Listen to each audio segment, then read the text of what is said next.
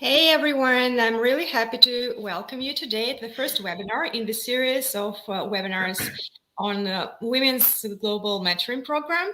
It's the program Women in Tech created to support women in the STEM industry at all levels, from beginners who want to find their ways in technology and for executives who want to advance in their careers.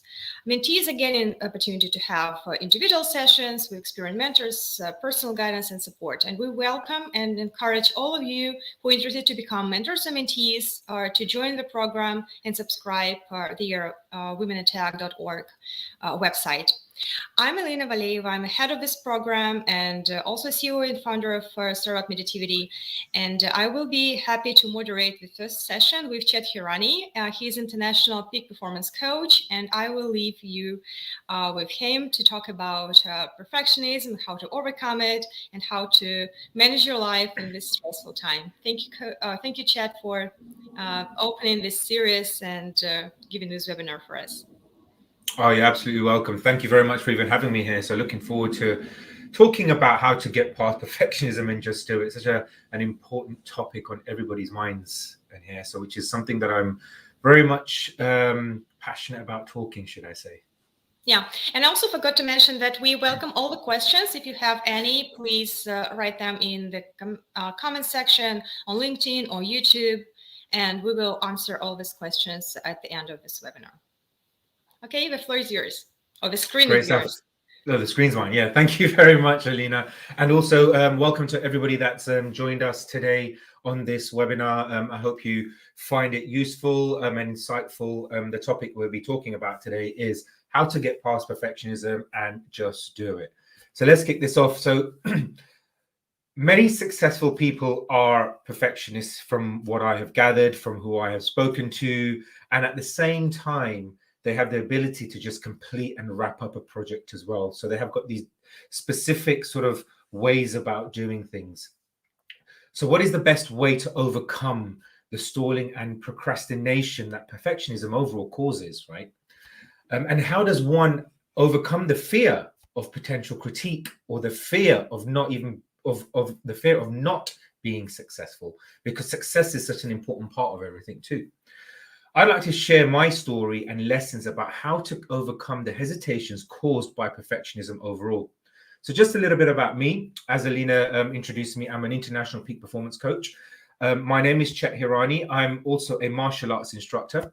I hold a bachelor's degree in computer science, a master's in software engineering, and have lived a corporate life for 15 years in the software tech, climbing up the ladder, working with the execs, which has given me the actual insight into people's minds and making a better analysis of the overall struggles that people actually go through.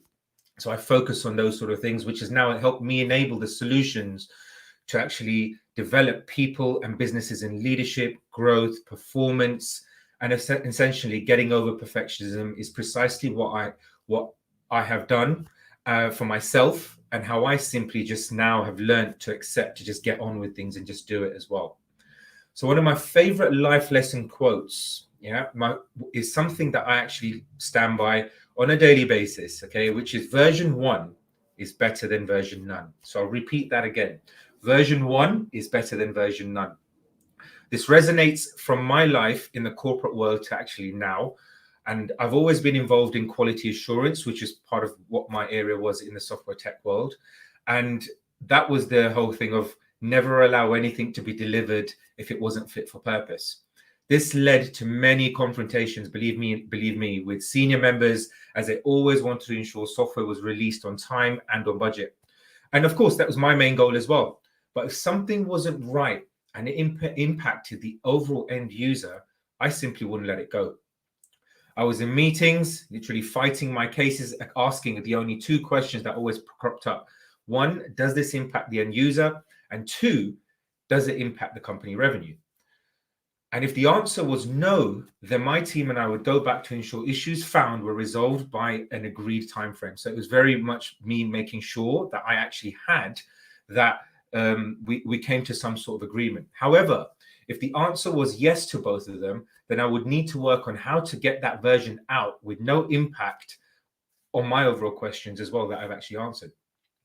So as I've explained, my role was to get things right, almost perfect, right? I say almost perfect, but then to just do it as well. It was important to get things done as well. So over time, I came to realize that if there was an impact on the end user and the revenue, how can I release a software with no impact or minimal impact?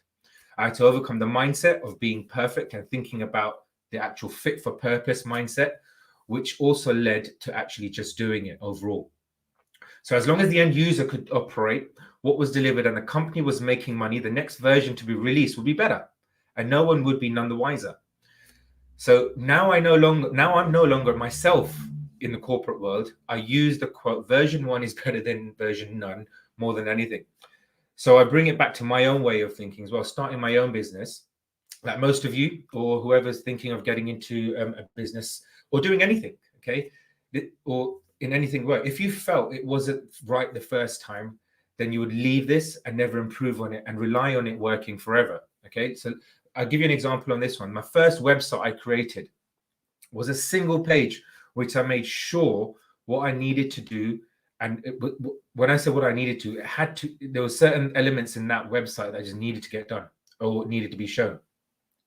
If it didn't matter to me how basic it looked to me, because I knew I had to improve it over time. But I also have, and with that being said, I'm talking about my website, but then there's also other priorities as well that go on as time goes on as well. And when I'm talking about priorities, these are priorities that you need to work on within yourself. So you concentrate on one thing, you don't just focus on that completely, right? There are other things that you need to focus on as well, which can have an overall impact on your business, also within your personal lives as well. So I set aside time to improve on this, and over time, it just completely got better. And as everything else just gets better over time. All right. So till this day, I always say to myself that there's always improvements to be made. So I'm always thinking that I get the first bit out and always concentrate that there is going to be a time when the next bit's going to be out there as well. It's almost like releasing versions of software as well. So you're doing version 1.0, 1.1, 1.2, etc. You want to get that first bit out there, and you can constantly sort of improving it to have minimal impact overall, but making sure that the message is getting sent out as well. So what exactly is a perfectionist, right? So we all probably see a little bit of perfectionism within us as well, in ourselves. So a perfectionist to me is someone who is has extremely high standards and will never settle for anything less than that. Okay. So using sports and a target, for example, you have 10 attempts to ensure that target is hit. So, and the target's got to be hit in that same spot, okay, with the same power, the same trajectory. The measuring of this has to be 100% 10 times over. It's that continuous target that you need to hit, okay? And there is never any room for any mistakes. So as soon as you see an error, all right, you're the first one to jump on this and correct it at any cost. Take a piece of software in this instance about to be released, as I mentioned earlier on. At that last minute, you spot an error that has no impact in going live, but just need to get it right. So rather than waiting for the next release, which will save time and money, you want to get it done there and then. So you've got to think about those impacts that happen overall as well.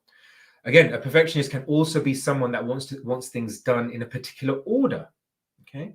At times, others won't understand this because you are so specific about how things are done.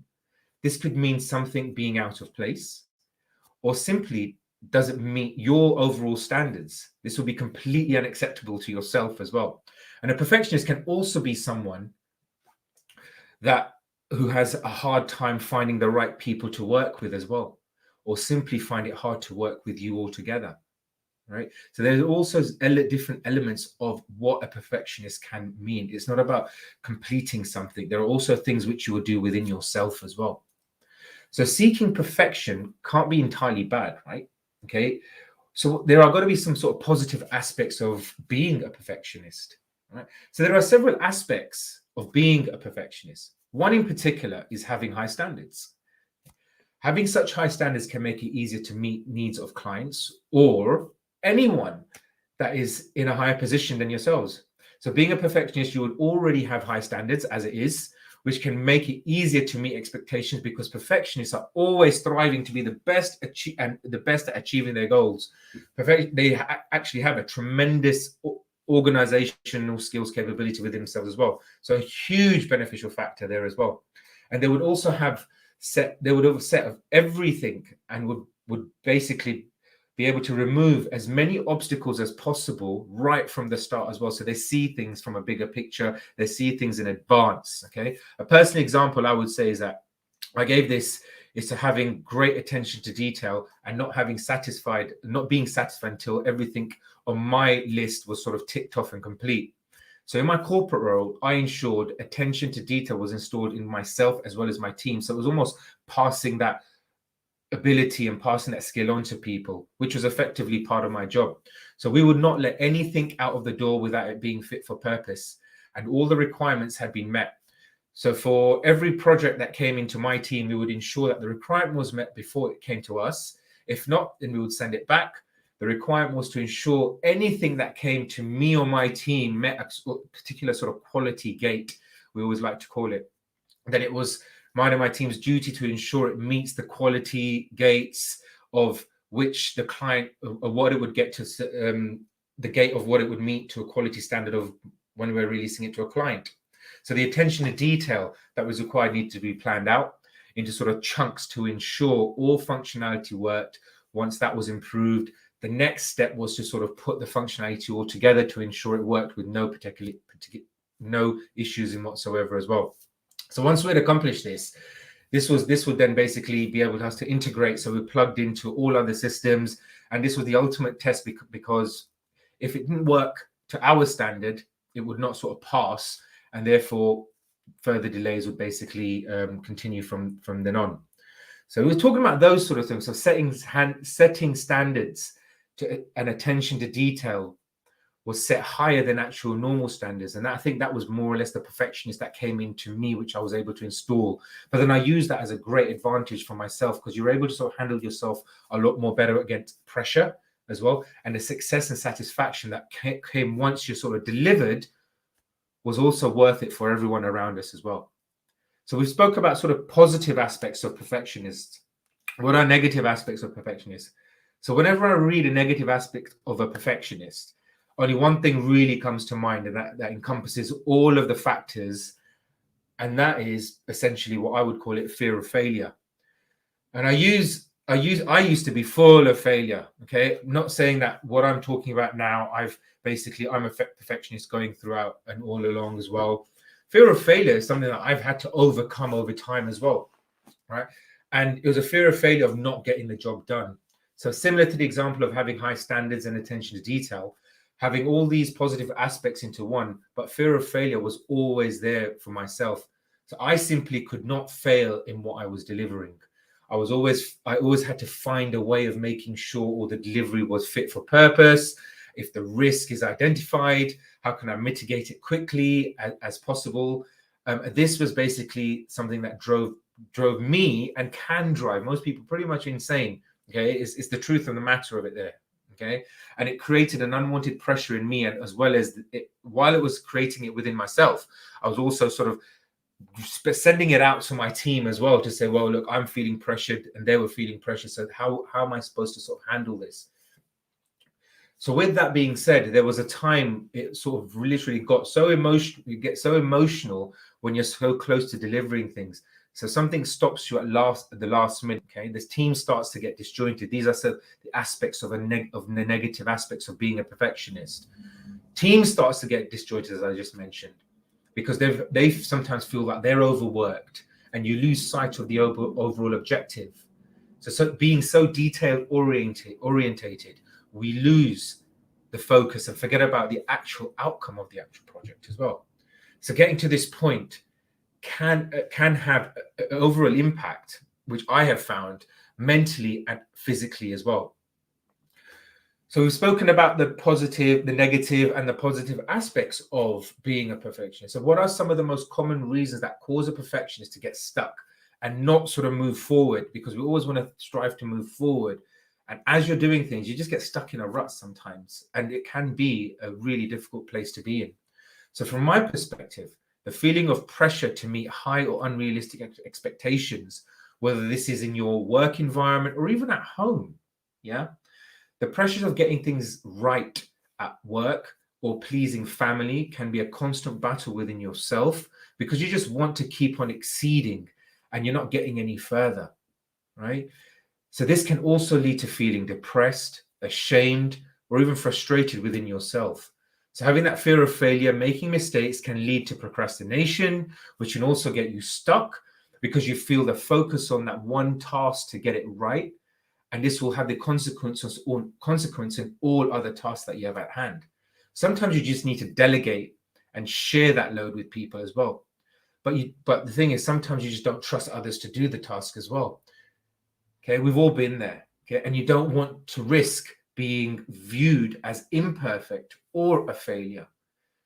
The need of constant reassurance can always play a part in getting stuck and being able to move forward as well. So here's the 5 things that I've come to realize, right? The 5 things a perfectionist actually needs to get past their perfectionism and just do it. So the 5 things that I would consider, okay, number 1, it would be to acknowledge it. Number 2 would be to adjust your standards. Number 3 would be essentially to know your worth. And number 4 would be to move on. And the last but no means least, number 5 would be to test yourself. So let's run through the 5 things to overcome perfectionism and just do it very quickly on this one. So number 1, acknowledge it. First and foremost, you have to acknowledge that you are doing it in the first place. Okay, acknowledging it is a behavior that can be easily adjusted and allow you to make those changes. Because without acknowledging that you are a perfectionist, it gets a bit harder. But acknowledging it and turning that into a behavior can make things easier for yourself and the overall impact there as well. So as you allow yourself to make these changes, think about all the times when the perfectionist in you was at your highest peak. Okay, for me, it's usually when I need to complete my routine of sharing posts on social media, getting specific tasks done. It used to take forever, which defeated the purpose of actually daily posts, right? You want to get things done very quickly. Why do you want to spend so much time on them? So I remind myself to not overthink these things. Okay, it's reminding yourself about what you need to do and not overthink it. It doesn't matter what others think. That's another important thing. Once you acknowledge it, the behavior of it is not essential what other people think about it as well. And as you practice this, because it is a practice, it turns into a habit. So over time, it can and it will get quicker.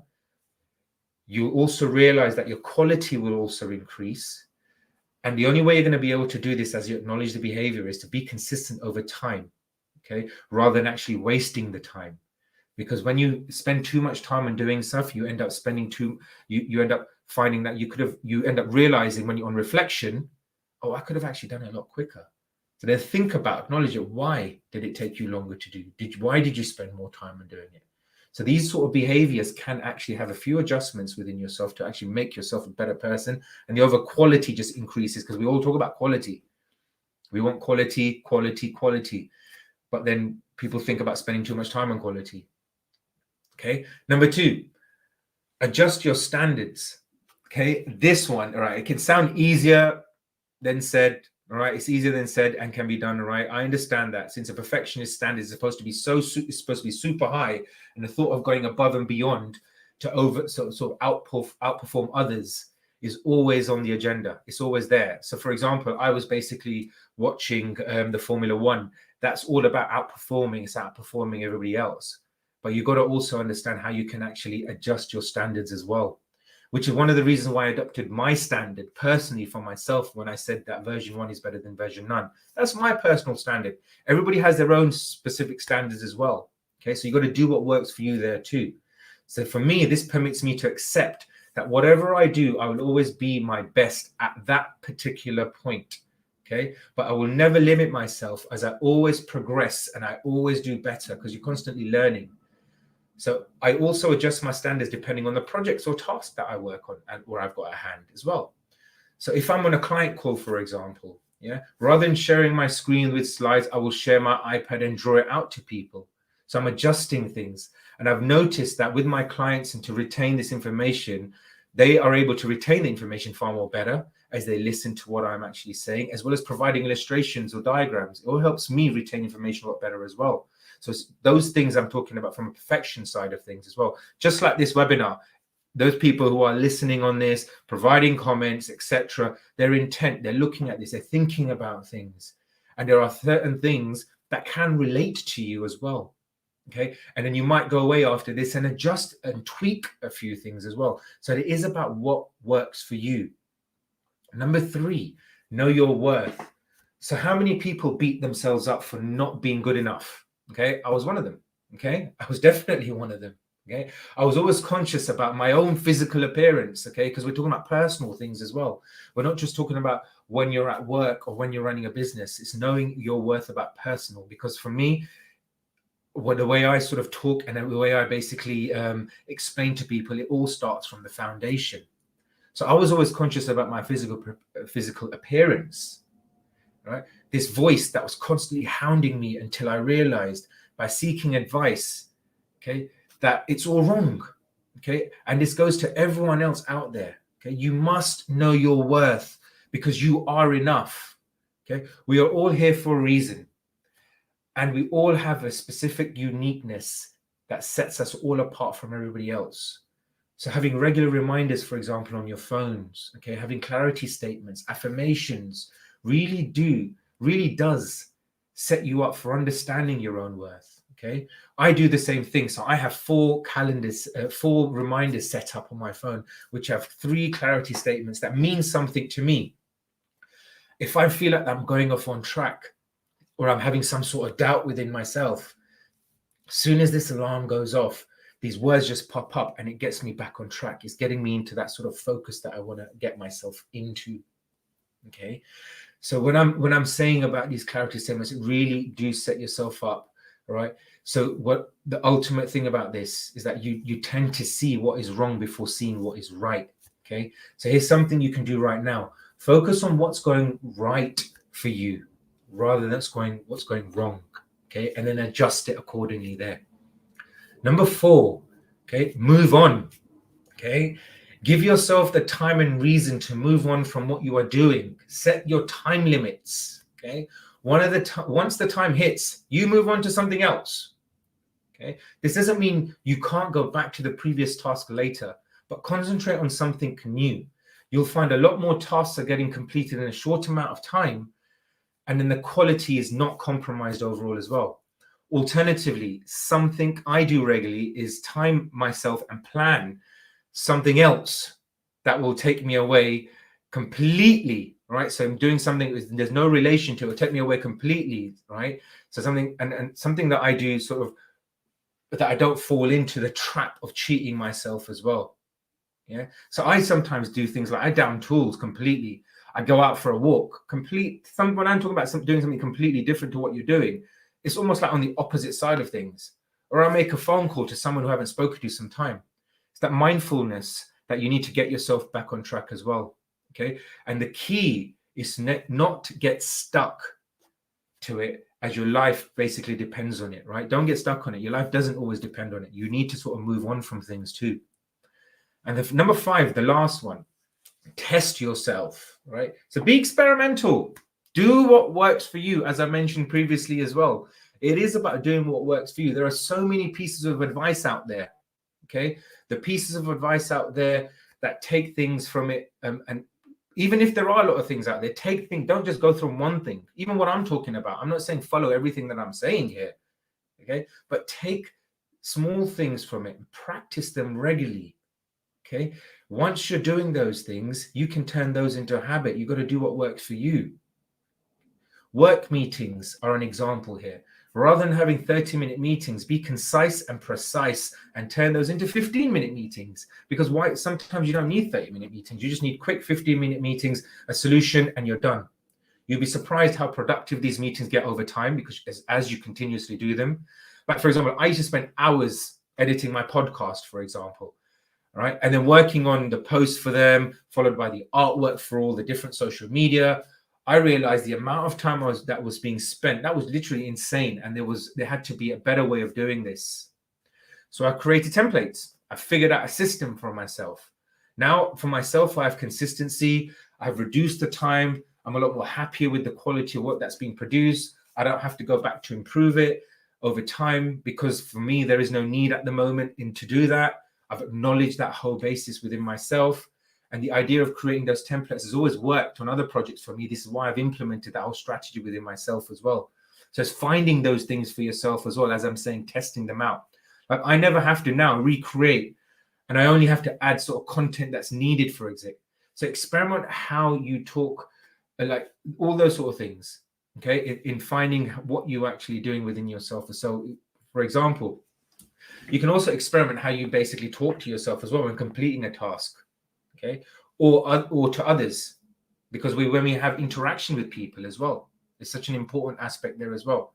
So there are so many options when testing yourself. So keep experimenting, right? Practice, turn it into a habit, and you'll actually be proud of your overall outcome as well with it as well. So it's all about being optimal in what you're doing as well, finding your peak state as well, finding your focus, right? So just to recap on the 5 things to get past perfectionism, we just do it. Number 1, acknowledge it. Number 2, adjust your standards. Number 3, know your worth. Number 4, move on. And number 5, test yourself. Yeah. So I hope that helped in terms of how to get past perfectionism and just do it. Okay. It was pretty much straight to the point because that's the way I operate myself. Okay. I'm coming to the end of my talk now. So if there is anything that you want to connect with me on, you can follow me on sort of LinkedIn and the Chet Hirani. I'm on Instagram and Facebook, and my website is there on notyourordinarycoach.com. Feel free to reach out to me, ask any questions, and I'm happy to ask. I'm a complete open book, and it's been a pleasure here giving you this webinar, and I actually hope that there was some sort of value that you could take from it. Thank you very much, guys. Thank you, Chet. It was really helpful. And I see a few comments in the chat box, and I encourage you all to ask questions to Chet. And meanwhile, I have one. So I'm, like, as a perfectionist, always struggled with delegating. How you can help, and what your advice on how to overcome it and how to start delegate? Because sometimes you think that other people will not maybe reach out to the standards that you're looking for, and you feel really nervous about it. Right. So you know what? This is a really, really great question, actually, Lynette, because when we all start off doing something, we all basically want to do, as entrepreneurs, especially in these sort of fields, we've got a million and one things that we're one way. Our minds are racing 100 miles an hour. Okay. There are a lot of things that we need to get done, and when we're focused on one thing, okay, we end up spending too much time on it, as we've just spoken about here. But then from a delegation perspective, if you're in that position to actually delegate, you actually want to focus on your zone of genius. Okay, focus on what you're actually good at. Okay, because if you are continuously spending too much time on something, when we mentioned the number 1 about acknowledging it, if you're acknowledging it, said, well, I'm spending way too much time on it. Why are you spending too much time on it? And then you think, what could I be spending more, utilizing my time better on? And then once you figure that out, then you think, you got to ask that question, can I delegate this to somebody else? Will I be happy with it? Because ultimately, when you delegate something to someone else, it's going to come back to you for review. You're still going to be the final person to say yes or no to. And if you actually are the one that's, if you say no to it, then it just goes back. Right? So you got to accept that too. Yeah. Hopefully that answered the question as well. Yeah, absolutely. It's a good point. Isabel is asking how to slow down. How to slow down. Yeah. Right. An important one there, how to slow down. So I'll give you an example. So for me, how I slowed down, one was to actually making sure that I speak to someone for it. You got to make sure you have got some sort of support and guidance behind you as well, because it's really difficult to, again, going back to the acknowledgement side of things, is really difficult to sort of put the brakes on it yourself until someone says to you, whoa, hold on a minute. Okay, do you really need to be doing this? Okay, and once you get that question into, because you don't really answer that within yourself straight away. I had to do it myself. When I worked with my coaches, they were saying to me, whoa, Chet, you're going at 100 miles an hour. Look, you need to slow down. As soon as they said that question to me, it's like, okay, what do I need to do to slow down? They said, just list out all the tasks that you need to do. Focus on the top 3 that you need to work on. Okay, and then also you got to remember the fact that you want to make sure that your work you got to set times within yourself where if you are a business owner, how much time are you spending working on your business rather than working in your business as well? So when you're working on your business, what are you doing? Are you strategizing things? Are you planning out things? How much time are you focusing on those? Right. So even breaking things down. So there's a technique that I've used. It's called time blocking. So I have blocked time within my calendar on a daily basis. So between 8 a.m. and 10 a.m., it's got my time in it, 5 days a week. And within that time frame, I'm able to do whatever I want in my business, or I can do something on myself, because I know that's going to create that foundation within myself. So I talk about creating a solid foundation where I believe it all works before you move to the next level. And once you're continuously doing that and you're working on yourself, you're able to sort of slow down a little bit more. And your focus is very much vital as well, because you will end up focusing a lot more on the particular areas that you want to do as well. So slowing down is an important thing. It's a difficult thing that we struggle with. But you know what? Seek help to find out, because that person's going to tell you, whoa, slow down. What do you need to do? Let's figure this one out. And you do things that work for you as well. Okay, so when I was talking about chunking those times, I'm able to sort of move this time in my calendar as much and freely as I want to. Okay, I don't have to have it 8 to 10 constantly. Okay, I can move it on another time if something else overtakes it or there's another priority there. But being in control of your time and being in control of your speed is important as well, because you wouldn't, if you're driving a car, you have to slow down if there's a speed limit there, right? You're not gonna exceed the speed limit, because there's going to be a repercussion for it. Something's going to happen if you if you go faster than the speed limit. Think about it that way. What was going to be the actual impact? That totally makes sense. It's a good example. So yeah, Isabel replies that she has that person to talk to. So it's good. Excellent. Yeah, ask that question to them straight away. Yeah. And while we're waiting for our other questions, please feel free to ask Chad anything you want now, or you can absolutely connect with him on LinkedIn later on.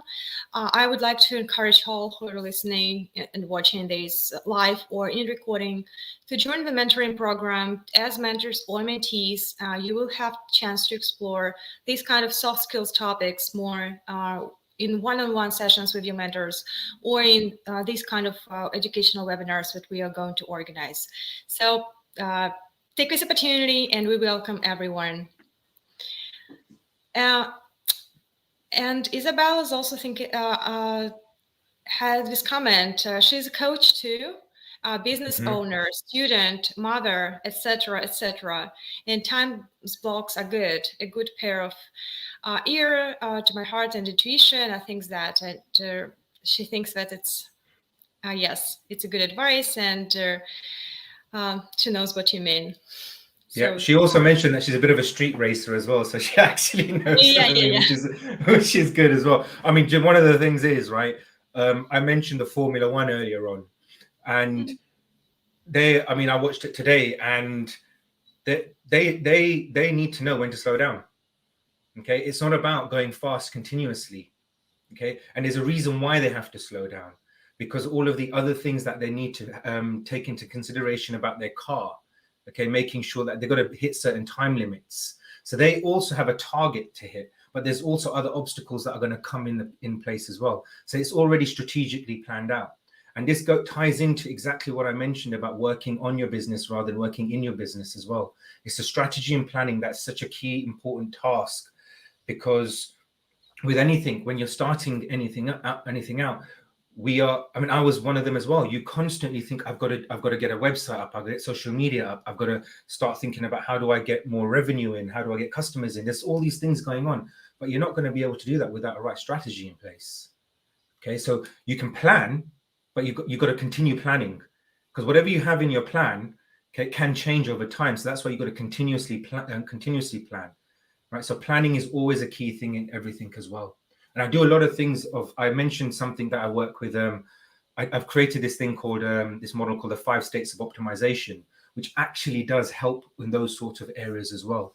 And to just to give a quick sort of recap on what those 5 states of optimization is, it's basically all about sort of planning your overall sort of affecting your productivity, excelling in your people skills as well, of how you actually work with people, also prospects as well from a business side of things, how you target, how you network, and from that point of view, to almost like the last one, which is almost like your overall performance. You got to consider your growth as well, how you're going from it all.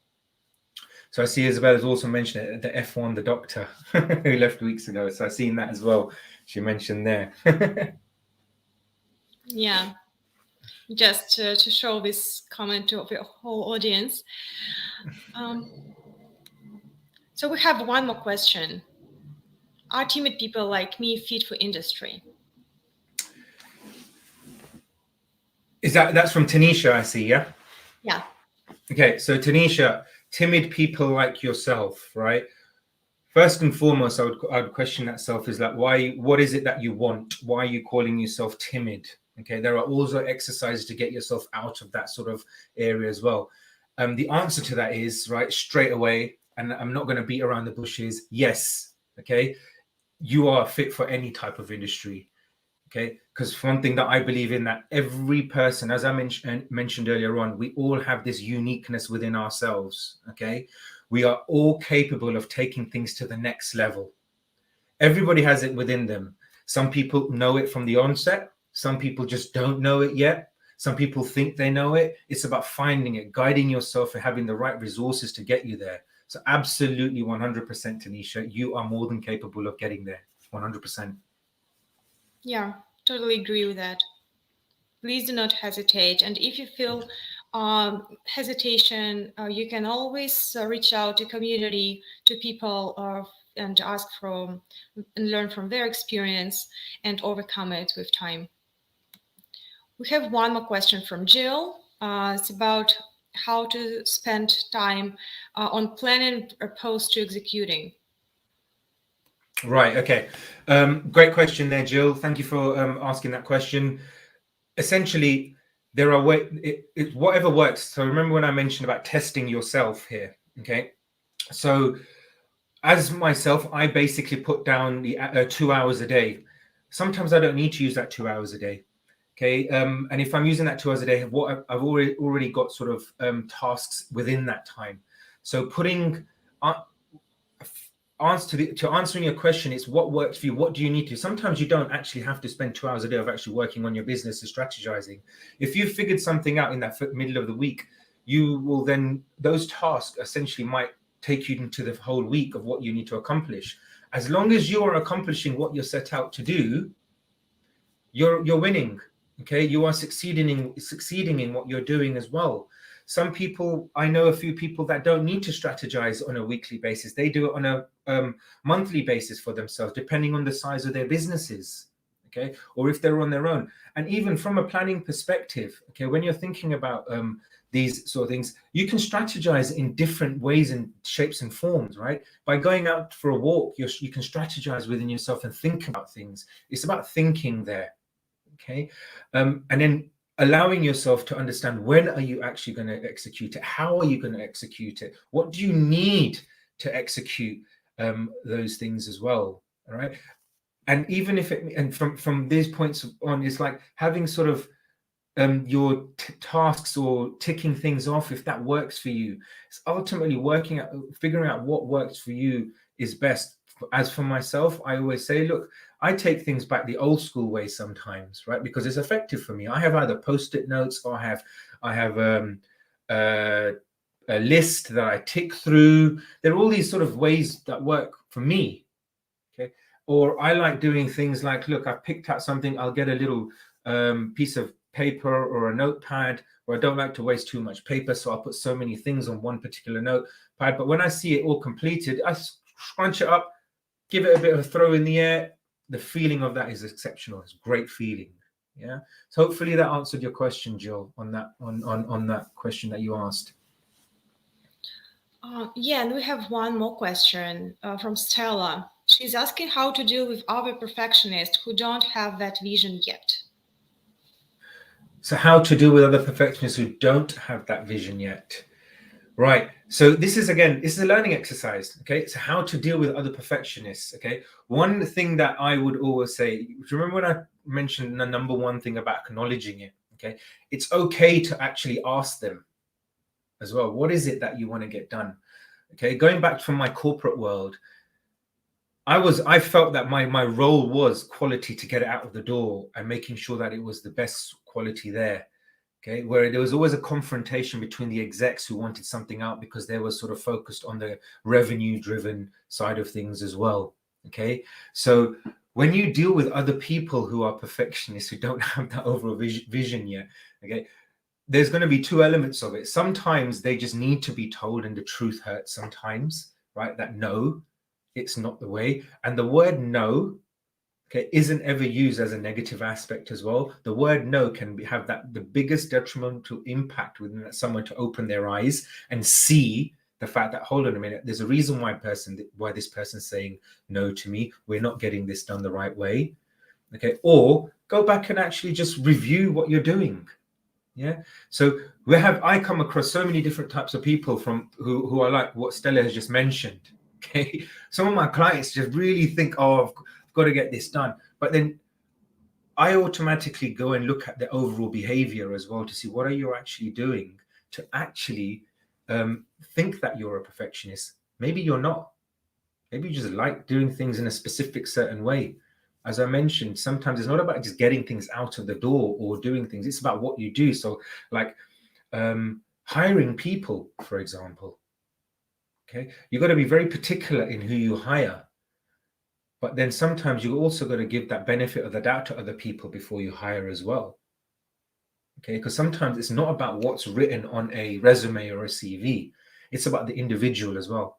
And I'm a firm believer in that sort of stuff as well. It's like, look, I don't sometimes, okay, I've got an educational background. There's some people aren't privileged to have that sort of stuff. But then I'll look at them as a person. And that's what I've learned over time to actually accept. That's why I always bring back there's always a uniqueness within people as well. So hopefully that answers your question there, Stella. Excuse me. Thank you, Chet, very much. And to wrap up our today's conversation, I would like to show this comment. I love it. Version 1 is better than version none. By Chet Hirani. Let's make it as a motto. And I personally also love this quote. Thank you very much, Chet, for all these amazing insights that you provide and for answering the questions.